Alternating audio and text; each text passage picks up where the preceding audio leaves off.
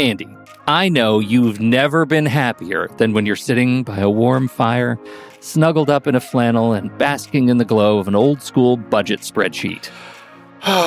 It is a special day I can shut down the world for a little me time. In a world full of applications, why do these antiquated documents and spreadsheets still run the world? And why haven't they been updated in over 50 years? That's why we want to talk about Coda. Coda is a new kind of doc that brings words, data, and teams together.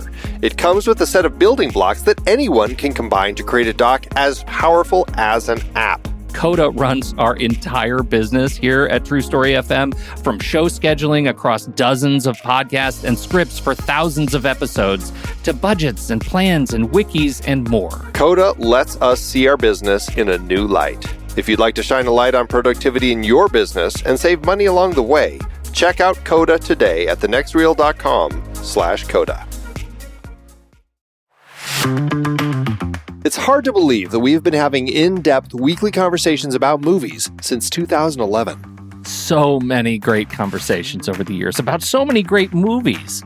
All that said, producing this show week after week requires a ton of work behind the scenes.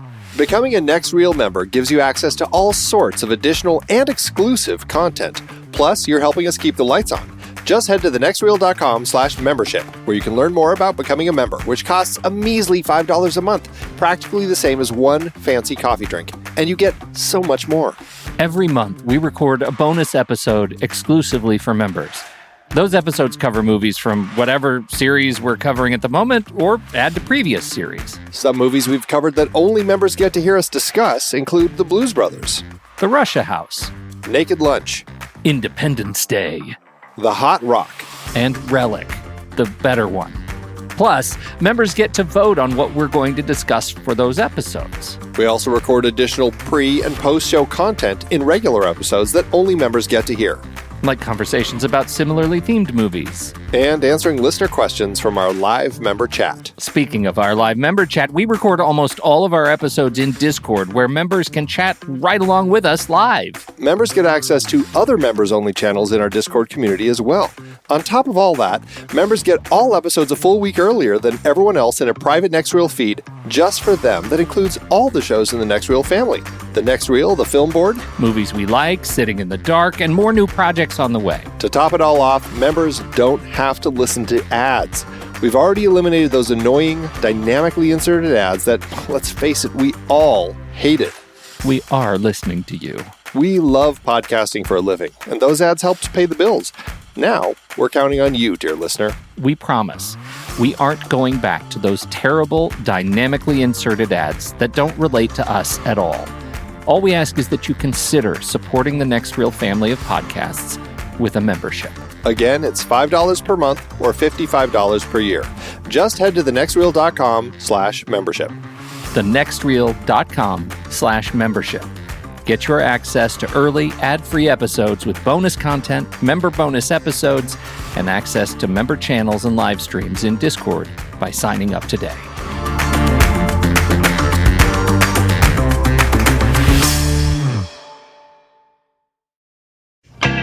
Welcome to the Next Reel Shorts, everybody. I'm Pete Wright, and that there is Andy Nelson. Hello, hello. If you've been listening to the show for a while, you know we're in the middle of this mini-series, a little mini-series on the movie sites and the movie people that we adore. Today, we are talking about one of the most fantastic pieces of internet glue that keeps our movie lives together. We are so thrilled to welcome Matthew Buchanan, co-founder of Letterboxd.com. Matthew, welcome to the show. Thank you, guys. It's great to be here. We are just thrilled to talk to you about this site. It is... I don't know, Andy, when did we start using it? Well, I started using it personally before we started using it on the show. I think we started using it on the show about midway through. So, about, I don't know, feels like 100 episodes ago or so. Yeah, I think you're about right. It is one of the things we talk about every single episode, and we know many of our listeners have their lists on Letterboxd.com. Tell us, Matthew, a little bit about the origins of the site. Why this? Why choose to spend your time on this particular kind of site? Sure. Well, this goes back a little way. I guess for me and the people I work with, we really were sort of looking around, and we had social sites where we could share our photos, and Twitter and other places like that, but we didn't really feel like there was a great home for sharing what we loved about the world of film. So I'm a co-founder also of a small design and development house, and so we built smallish products before, but we thought, let's challenge ourselves and think about what we would do if we were going to build some sort of a social tool around film watching. And I guess it took probably a couple of years. This is dating back, I guess 2009 is when I first started seriously thinking about it, started to draw up some sort of awful looking, I would never share them with you, awful looking initial mock-ups. But I would sit down and I would sort of try to convey what was in my mind onto the screen, and it wouldn't work, and I'd step away from it for 6 months, and then I'd suddenly get a burst of energy and I'd come back and do it again. And by, I guess, sort of later in 2010, I was actually thinking, wow, this is starting to take shape in, as far as what I imagined, and translating that to something that I could see would be a real product. So we decided as a team that we would put some time into building this and see where it took us. So we spent, I guess, the better part of 2010 building out to a point where we could launch, and our private beta was launched in was 2011. It was 2011 Brooklyn beta, the conference in New York, and we sort of showed a 5-minute video of what the site could do to a crowd of about 300. I've never been more nervous in my life getting up on that stage, but the response was great, and people wanted to come and talk to me about it afterwards, and so we handed out heaps of little sort of codes to get yourself in prior to a public launch, and we started to sort of have people on board, and it was a slow start, but that built from there. Now, how much of the site was actually there at that time? Like, how did it evolve from what you guys started with? Like, did it start with just a diary? What was kind of the growth of it? So the film pages were all in there. The film diary and reviews were all in there, and the list making, although it probably wasn't quite as built out as it is now, that was in there too. So I guess that was when we started. For me, the sort of the film diary side of the service and the list making were the two kind of key areas that I thought would be the ones to focus on, and the ones that would, we all love to sort of group movies and have our lists of favorites and so forth. But we also, like me personally, and I know a lot of our members are very sort of OCD about keeping track of everything that we watch. And we had somebody that went back under their bed, found a shoebox full of every movie or every ticket stub that they'd seen since the late 1960s, wow. I think, and meticulously went through and entered them on the site. So it's that's that level dedication. That level of obsession that we really wanted to cater for with that side of it. So I think you'd recognise it as being similar to the Letterboxd of today, but we've layered a whole lot more on top of that, and we've got plenty more to come. Let's say that description of that user, right? The user with the decades of ticket stubs under his bed. Is that the person that you're targeting with this site? I mean, when you look at if you think about your ideal user, the person that you are developing for, as you guys are rolling out new features, who's that person? I mean, I think that definitely is. That's where we started. We started with the people that we knew that we could encourage, by saying, hey, you could keep a diary of all the films you watch, and that is enough for the film geek or the film obsessive to say, yes, that's something I want to do. I want to share that with the world. And I think as we grow, perhaps we're sort of starting to look at a wider demographic, at and to me, everyone that has a Netflix subscription, everyone that that goes to the cinema is a potential user of the site. Not all of them are that obsessive about it. Some just like to go and watch a film, but we really want to sort of grow in a way that we can appeal to that sort of slightly wider demographic than the complete obsessive film nut. Well, what I love about it is, poking around on there and reading people's reviews and thoughts of movies is it's clear as you kind of go through it that it really is a place for people who love movies. It's not just professionals. It's not just casual fans. It's such a wide swath of people. And it's great to kind of, get into conversations with such a wide variety of whether it's a film critic or just a film student. And I think that's great. That was really important that, there are so many outlets for professional film critics online.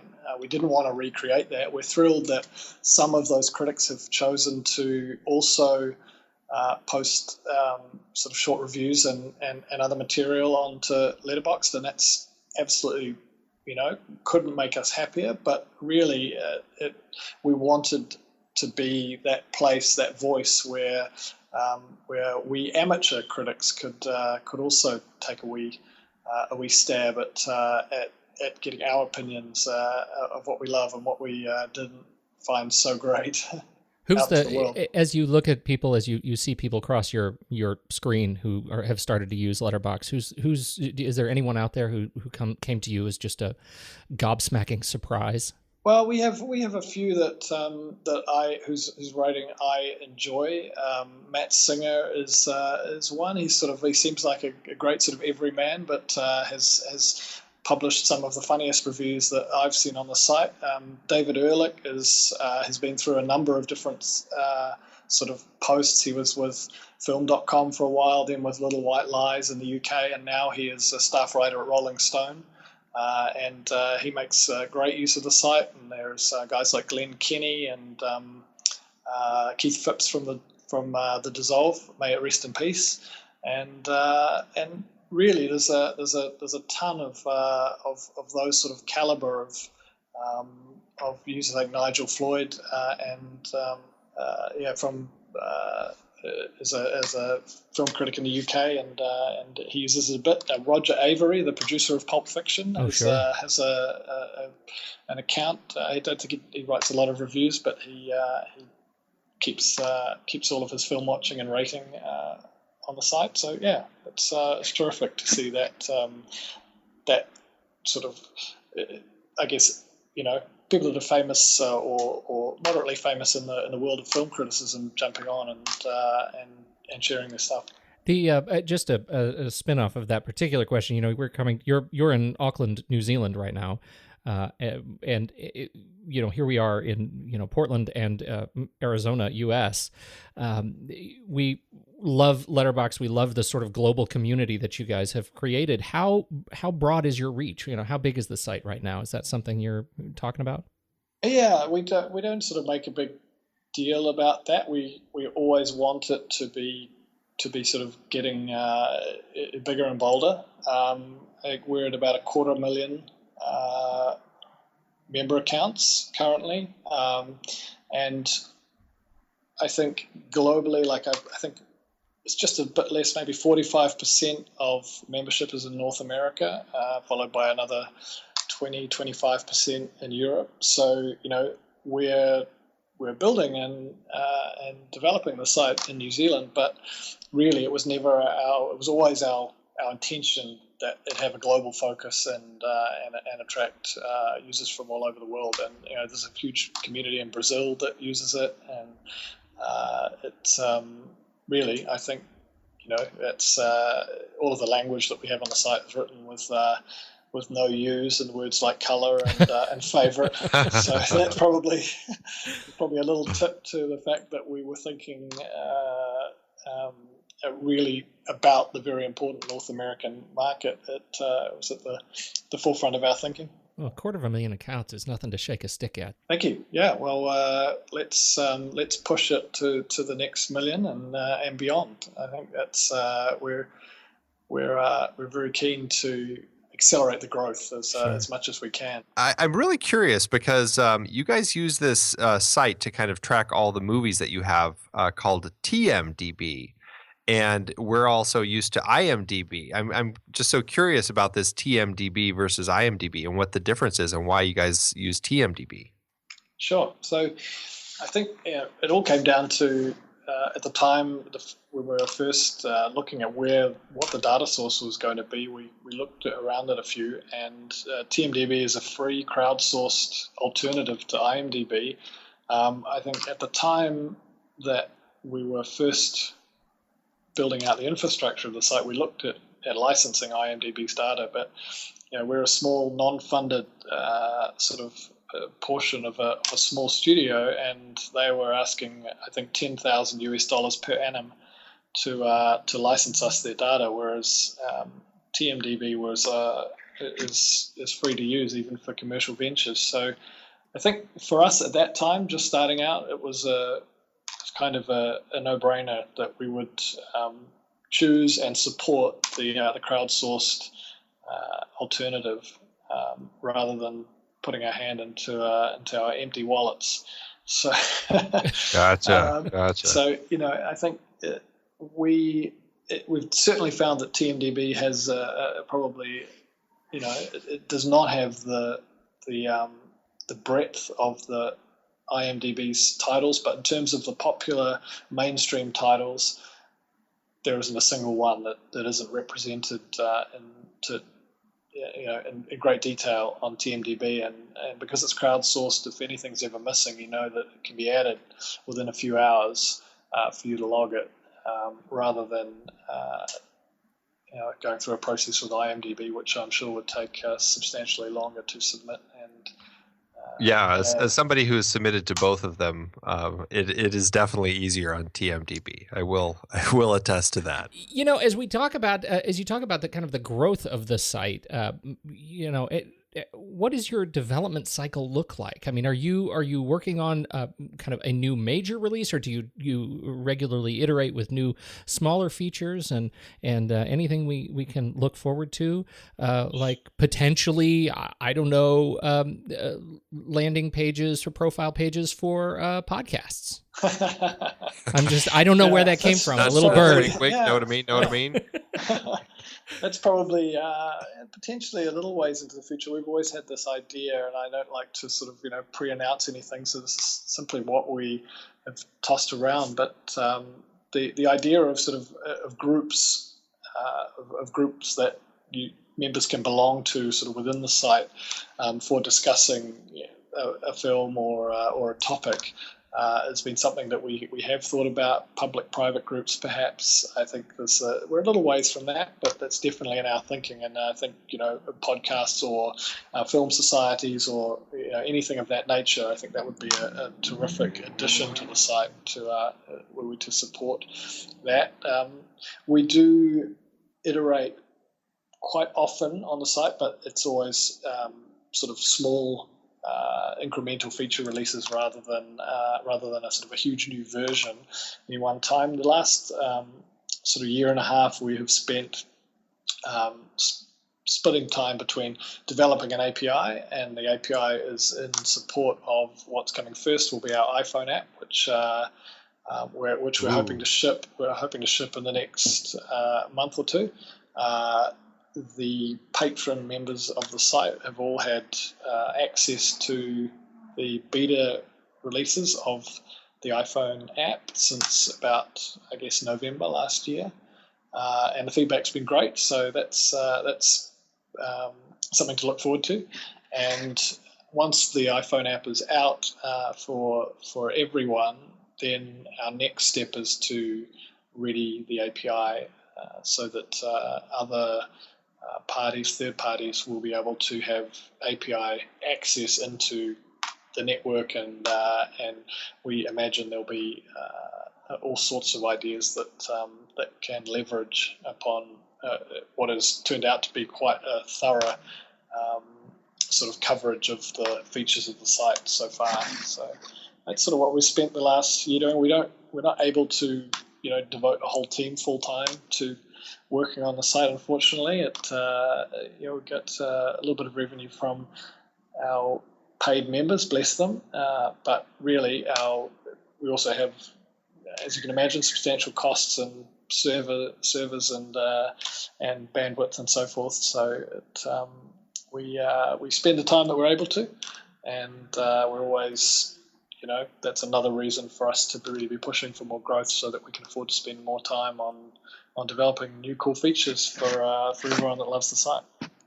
Absolutely. Yeah, you already have a lot of great features, and having the phone app would be great. And I mean, just really anything you guys keep developing with it, I'm sure people will love.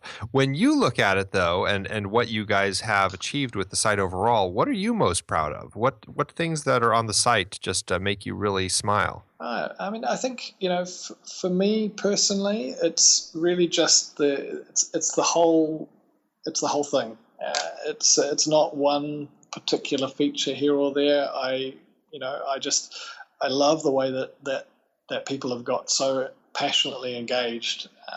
You only have to look at Sally Jane's review of The Danish Girl to see that there's several hundred comments on there, over 1,000 likes on her review, I think, and it's to get a group of people that sort of excited and engaged is tremendous to me. So I think our greatest achievement is just having built something from nothing that is now used by hundreds of thousands of people globally, which is on a sort of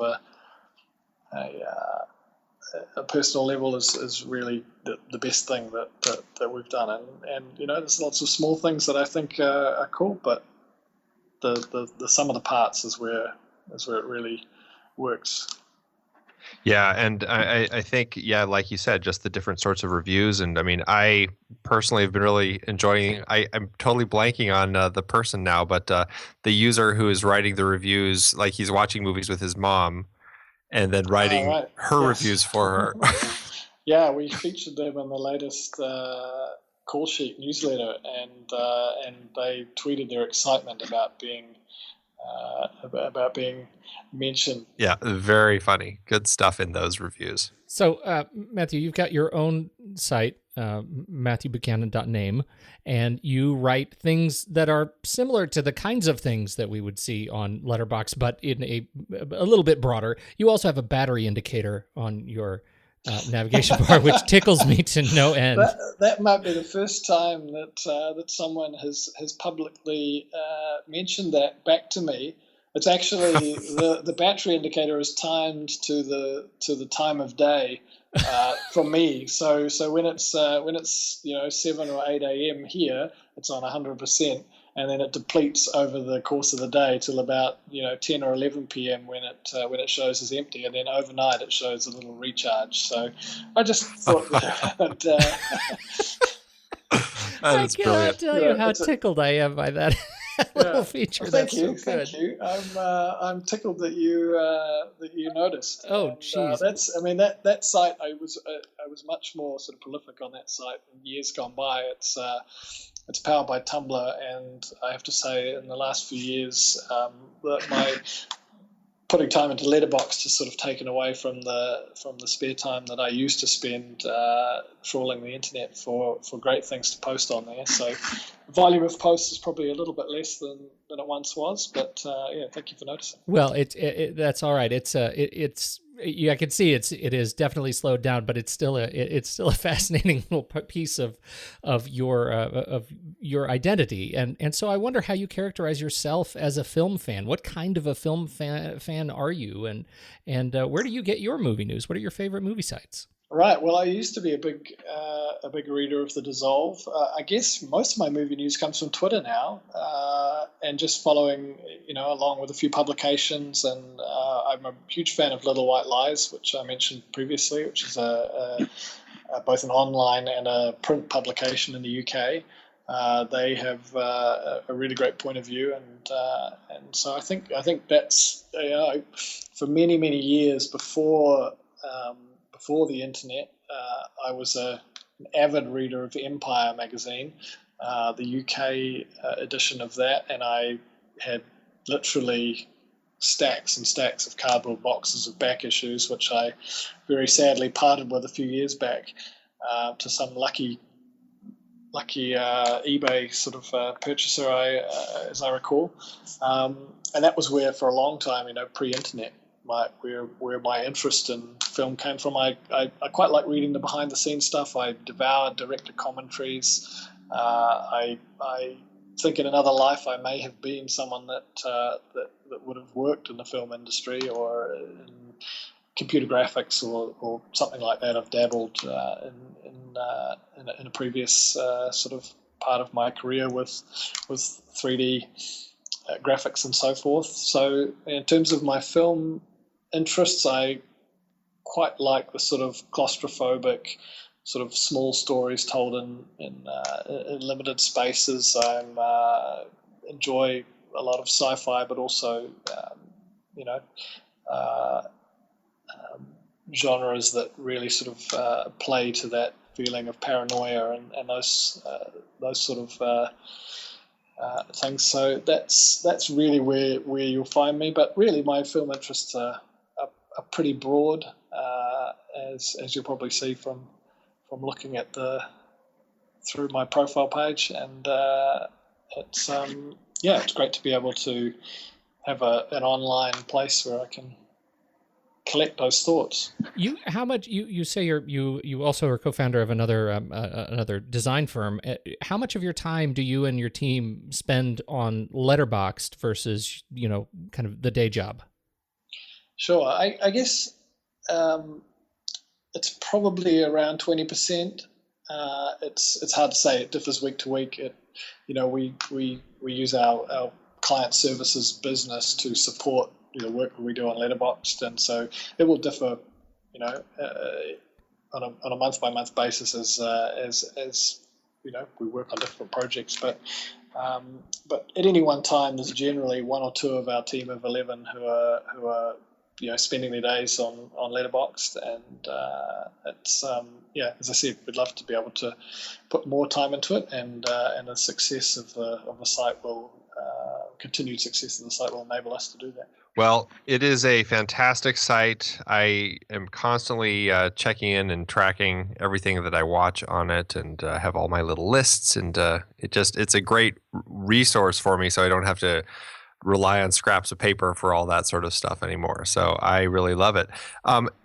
Is there any place that you should, if people want to find more about you or the site, they should go check out different blogs or Twitter accounts, etc.? Well, we've got Letterboxd on Twitter, which is my personal Twitter is MRB, and you'll find me there. And other than that, I think just on letterboxd.com itself is the best place to sort of stay tuned. Most announcements will be posted on our blog, and we're pretty good at announcing everything on Twitter as well. Well, I'm going to go ahead and help you on this one because you've already mentioned it once. I got to plug the Call Sheet newsletter. Is that an automatic thing when you sign up? You're automatically subscried to it? Yeah, you are by default unless you opt out. So okay, so the message then is don't opt out because it's great. It really is. I think that goes to about 170,000 every month. So that's the audience there, and that reviewer and his mother will be pleased to note that they've arrived in 170,000 inboxes. Well deserved. Matthew, this is such a treat. Thank you so much for spending your time with us this I guess no afternoon. Problem. It is afternoon. Yeah, thank you so much for having me, and I hope to speak to you in the future. Absolutely. For again, everybody, Matthew Buchanan, from co-founder and one of the team at Letterboxd.com. And if you haven't heard of it, it's Letterboxd with no trailing E, BOXD.com. Go there, sign up. You can follow us at The Next Reel and join the community at Letterboxd. It's just great. Very, very nice, high-quality discussion and great reviews. Matthew Buchanan, thank you. Thank you, guys. See you at the movies. Oh, is it closer? He's already closed the show for us. That was so elegant. And I also have to say, not to prolong the thing, but you have one of the classiest headshots of anybody that has come across our show. It's like old school silver tone, black and white. It is very classy. It feels like you should be. It was done with a tintype process in San Francisco last time I was there. There's a little, I can't remember the name of it, little shop down there in a out of the way place that has a proper original sort of set up with a tintype camera. And wow. they did I went into the development room and watched them put all the chemicals on and process it. It's pretty amazing cool. to watch. Well, the results speak for themselves. Very classy guy, this Matthew Buchanan. So thank you so much. On behalf of Andy Nelson, I'm Pete Wright, and we'll catch you next week on the Real Show. Thanks, everybody.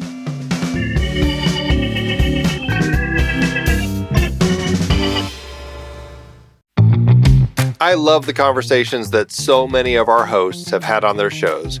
Stephen JJ on Trailer Rewind, Ray and Ocean on Silver Linings, even Tommy's short-lived Wait, Hear Me Out. So many listeners want to make sure they've watched the movie before tuning in to any discussion on our podcasts. Well, the best way to watch the movie is to look it up on our watch page. Our watch page lists all the movies that we have discussed on all the shows from the Next Reel's family of podcasts, including the one you're listening to right now. It's your one-stop shop for Apple and Amazon links where you can rent or buy the movie. Trailer Rewind movies like Raw, The Nice Guys, The Peanut Butter Falcon, or Free Fire. No, Wait, Hear Me Out movies like Josie and the Pussycats or Return of the Living Dead. Or Silver Linings movies like Repo Men, Daredevil, and The Wolfman. Plus, by using those links to rent or purchase movies, Apple and Amazon will show us a little bit of love, which allows you to support our family of shows with minimal effort. It's a great way to support the show and find something to watch. That's right. Head over to thenextreel.com/watch to pick out your next movie and start watching today.